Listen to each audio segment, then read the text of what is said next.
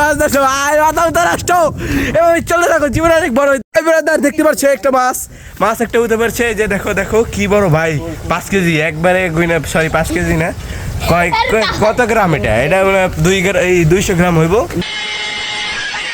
এই যে একটা। হ্যালো ভাই ব্রাদার, তোমাদের সকলকে স্বাগতম খন্ড চ্যানেলের আরেকটা নতুন ভিডিওতে।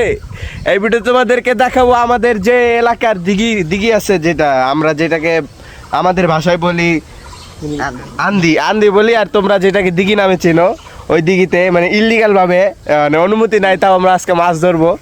আর দেখো ভাই, মাছগুলা ধরে যেই পরিমাণ মজা, তোমার ভিডিও দেখলে বুঝবো, মানে আদার দেওয়ার সাথে সাথেই খোট, মানে ধৈরাই মজা, মানে অন্যরকম একটা মজা।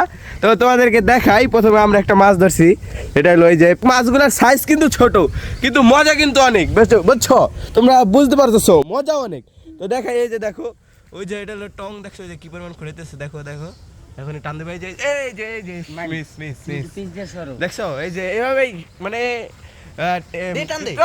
ভাই ভাই ভাই দেখো ভাই কি পরিমাণ খোঁজ, দেখছো ভাই, ঠিক আছে, মানে তোমরাই বুঝো, চুরি করা মাছ ধরে যে পরিমাণ মজা, এটা যারা চুরি করে তারাই বুঝবো, ঠিক আছে।